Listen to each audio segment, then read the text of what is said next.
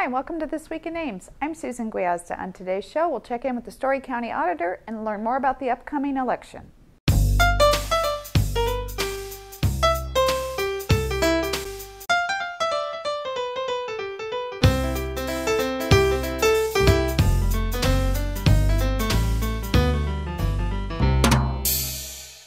My guest today is Story County Auditor Lucy Martin. Lucy, welcome to the show. Thank you for having me. Well, we don't usually have guests from Story County, but this year is kind of a special year. We have an election coming up, and we have several city council vacancies or positions that are open for re-election. Right. A little unusual this year. Can you talk a little bit about what happened? Sure. Normally we would have wards 1 and 3 would be up normally, and then one of the at-large positions and the mayor. Because of the re-precincting that happened with redistricting, which was required as part of the 2010 census, we had two members of the council that ended up in the same ward.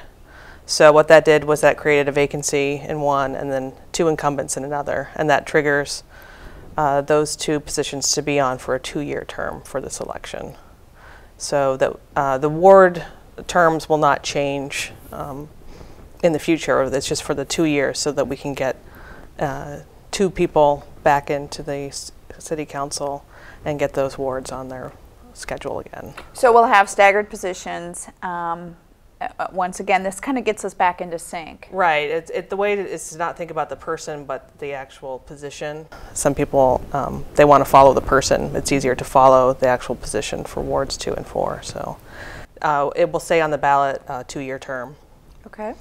And then obviously if you're in wards 2 or 4, you'll have those races on your ballot, as well as the at-large position and the mayor's position. So the census was in 2010, and they're looking for sort of population equality then in each ward. Is that why we redistrict?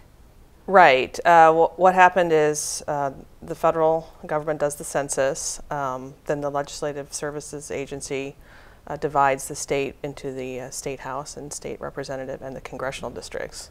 And then they give that information once with those divisions in place to the counties. Ames has wards, so I think it was in April or May of 2011 was when we had good information, and I sat down with our GIS person and I contacted Diane Voss. Was our city clerk. City clerk, and then Doug Merrick, who was the city attorney at the time. And we had a meeting together and said, you know, Ames has to divide up its wards and precincts, and you do have to, it's all by population. What you're not allowed to look at is election turnouts, site of polling places, or residence of incumbents. So that's all the stuff you're not allowed to look at. You basically say we had, you know, close to 59,000 people in Ames. Can we still do 4 wards? Yes. Can we still do 5 precincts per ward? Yes. I think the math allows up to a population of about 70,000 in Ames with that configuration. And then you have to use the census block boundaries. We also chose to use the existing legislative boundary between 46 and 45 in the Iowa House. And then it's just basically slicing the pie.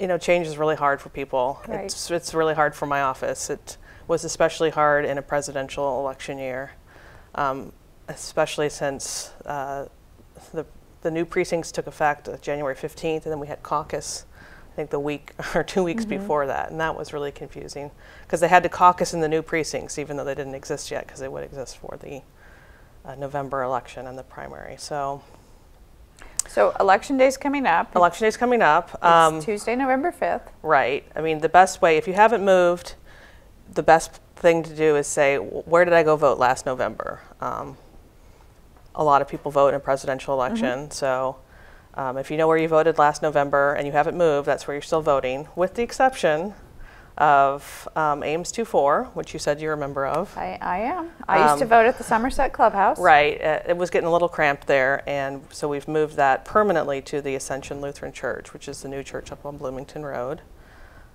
Should be a very nice polling location. The library which is under construction, as anyone who drove through Ames can see. We have a temporary polling place there at St. Paul Lutheran Church, which is on 15th and Wilson. So the temporary library location is not a polling place. If you voted at the library in the past, you're going to St. Paul? Yeah, it used to be a polling place for 1-4 back when the library was in 1-3. As part of the redistricting, in some precincts we ended up with multiple polling places. So we chose the library over St. Paul's. It was more central, but St. Paul's is gracious enough to let us use that as a polling place as necessary, because the library construction is a significant project, and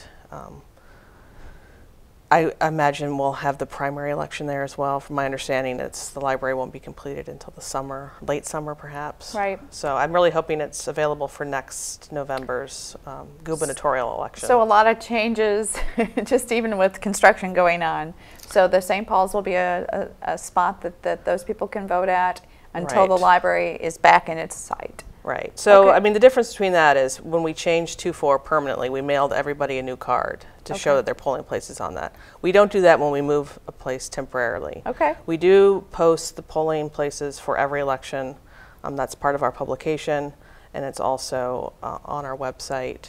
But if you went to the Secretary of State's website and just put in "where do I vote" and you're in Ames 1-4, it's still going to say the Ames Public Library, because that is the permanent location for that site. Well, Lucy, you brought up a good point. If I wanted to see the redistricted city of Ames, I can go to your website? Yes. And that's at what?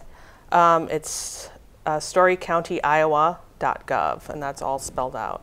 And then there's the Auditor and Elections page. Okay, go to the Auditors and Elections. There is a link specifically for the city election. It's available in both the left and right-hand margins on our main page. And then if you just go under elections links, you can find that. What's on the right-hand side of our page, it says find your polling place. And you can, it's all GIS based now, thanks to our GIS coordinator, Matt Boyk. He's been very helpful. And also the Board of Supervisors in funding that. And even if you don't know where you live, and a lot of students, they don't know, they move around a lot, and they have, they know what street they live on. They might not know their address sometimes. Okay. I know that sounds strange, but it's true, because they're a very mobile population, and they're the group that they probably don't live where they lived last November. Okay. They might not even live where they lived this September. Okay. They move around a lot. So you can put in So you can just click on the map, and it will show you what precinct you are and where your polling place is. So what about the student population? Are there special considerations about students and voting, and where should they be voting at? Well, where they should be voting is up to them. They do have the option, unlike you or me, that they can choose to vote either at their home address or at their university address. And that's something that's unique to students and nursing home residents and people in the military, which we won't get into. So they might be very interested in a local issue. Now, you probably see more students voting in Iowa City because they're a charter city, and they put things like referendums about bars on their city election ballots. Some might be really invested. They might, some of them own property in Ames. Some of them hope to own businesses in Ames or are working on that. So they might be very interested in the city council election. They're really hit or miss for a local election, and that's why we see such a surge in our student-heavy precincts during a big election, like for the president. People that vote every 4 years are the ones turning out. So turnout for a city election is usually probably in the 25–30% range, and students being a significant portion of the population could really drive that up or down. Okay, what about things like voting absentee? How would you find out? I know there's deadlines, registering to vote, those kinds of things. Right. To register to vote, it's 11 days before the election. Okay. It's 10 days before a federal election because we're mandated to be open on Saturdays for those elections, but not for city election. So if you're not registered to vote, or if you're updating your registration, we recommend that you do it before, I think that's October 25th. Okay. I didn't bring a calendar.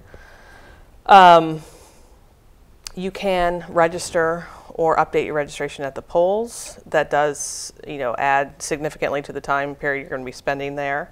But it's possible. But if you know it ahead of time, it's just easiest to go ahead and do that now. You can also request an absentee ballot. You said you're going to be gone. I'll be gone on election day. Okay, and so I'll be needing to vote absentee. So how would I request that ballot? The easiest thing to do is to go to our website under forms and applications. There's an absentee ballot request. Okay. It's fillable Adobe, and then you print it off. You sign that and you mail it in. Okay. Now people say, can't I just scan this and email you this and you can send me the ballot? I can mail you the ballot based on that, but we need the original for the ballot to be counted. So we always say, please send us your original documents. Okay.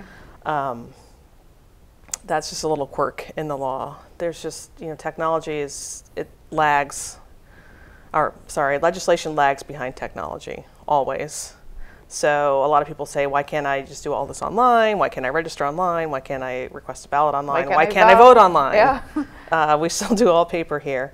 And we do need original documents for your voter registration and for your absentee ballot. And it's for your protection. An absentee ballot is counted by the absentee board. What they do is they match up your request form and then the affidavit that comes on the envelope that you mail your ballot in, and make sure that the signatures match and the information matches. And then they say, okay, this ballot is good to go. So that's probably the easiest thing to do. You can also vote in my office during office hours from now through 5 o'clock on Monday, November 4th. And your office is located? 900 6th Street in Nevada. So if you're over there getting new tags for your car, paying your property taxes late because they were due by September 30th, but we saw a lot of people come in to the office during that time. That's not necessarily convenient for a lot of people in Ames, so probably a mailed request. Quite possibly with all the candidates running, they might be going door to door and soliciting absentees. I don't know that's, nobody's come to my door yet, but that doesn't mean that it's not happening. So a lot of activity going on right now. Is this a busy time of year for your office, for the candidates that are out there? I mean, my office has busy times and busier times compared to, say, a presidential election. We've had 45 absentee ballot requests. Last November we mailed out something like close to 25,000 absentee ballots. So that's a real difference in workload for our office. Of course, I don't have 20 temps working in my office right now either. So it's, we're never bored in the auditor's office. There's always something going on because we don't do just elections. We do budget, finance, payroll, accounts payable, property records, maps, drainage, all the board's minutes. So. Well, and it sounds like the website is really a wealth of knowledge about voting. Yeah, we updated our website. I was a big proponent of moving to a new website. I find we still have the same issues. It looks nicer, but people still are having some of the same difficulties navigating it. We work really hard to make it as easy as possible, but and I don't hear from the people that say, hey, it worked just perfectly for me, but I do hear that this is hard to find, or why is this buried so deep? And well, hopefully a lot of people are getting their information hopefully they are need. too. Yeah. So we try to get as much information out there as possible. But if I've learned anything, it's that you can't have too much information for people. Absolutely. And what you brought with you today has been really helpful. Yeah. Any other common questions you get that you want to explore those answers?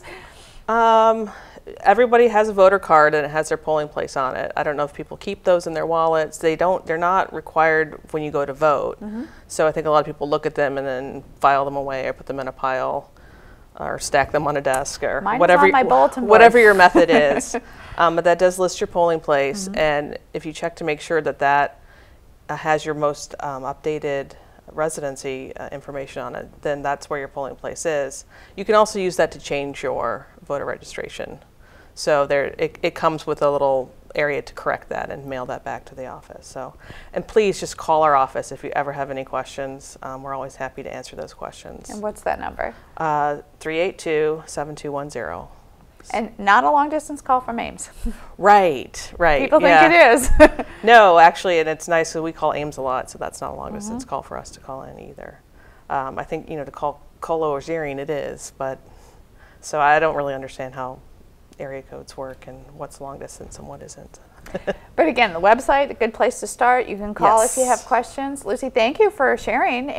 Polls are open on November 5th from 7 a.m. to 8 p.m. So that's just another thing to keep in mind. So. And you have a lot of great polling people. I've always found them extremely helpful. Yeah, I couldn't do it without them. They are wonderful, and we pay the minimum wage to work a very long day. So I'm glad that people are nice to them. So. And they are always very nice, and yeah, you get the I voted sticker, which makes it all worth it. Yeah, they're a great bunch of people. So. All right, thank you for stopping by. Thanks. Don't forget that Yard Waste Free Day starts on Saturday, October 19th, and if you missed that date, also remember there's dates throughout November. You can get more information on our website at cityofames.org. And if you have a trick-or-treater in your household and are curious when trick-or-treat will be held this year, it is on Thursday, October 31st, with suggested hours from 5:30 to 7:30. Well, that's our show for today. Thanks for watching, and tune in next week for This Week in Ames.